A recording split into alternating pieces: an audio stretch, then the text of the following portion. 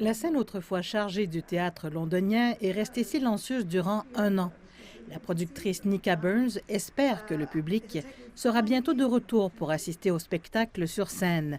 Il y a 1 an, elle a fermé les portes de ses 6 théâtres dans le West End de Londres, alors que la COVID s'installait. Les gens ont le cœur brisé. Ils ont le cœur brisé d'être mis à pied depuis 1 an dans une profession où il ne s'agit pas seulement de ne pas avoir de salaire, il ne s'agit pas seulement de ne pas avoir d'emploi. Pour les gens du théâtre, c'est une vocation. Les interprètes ont vraiment besoin d'aller sur scène. Et quand ils ne peuvent pas, rien d'autre ne peut compenser. C'est très dur pour eux. La feuille de route du gouvernement pour sortir du confinement a donné à Nika Burns la chance de rouvrir ses théâtres. Et elle se prépare à le faire à partir de la mi-mai. La raison est simple. Avec 1 millier de personnes travaillant pour le groupe NYMAX, ne pas avoir de représentation signifie ne pas avoir de revenus. Keshwala jouait dans la comédie musicale Tout le monde parle de Jamie lorsque tout s'est arrêté en 2020. Sans emploi régulier, elle a décidé que vivre à Londres n'était plus possible. Cela a donc été un véritable exercice d'équilibre et vous savez, grâce à Dieu et Dieu merci à mes parents.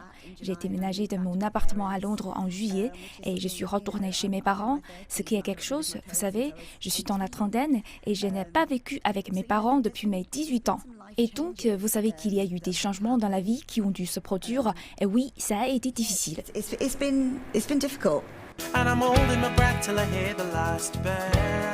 Le gouvernement affirme que les lieux de divertissement pourront rouvrir à partir du 17 mai. Ils pourront fonctionner à une capacité d'audience de 50% ou pas plus d'1 millier de personnes avec une distanciation sociale. Nika Burns croit que l'industrie du théâtre britannique se rétablira.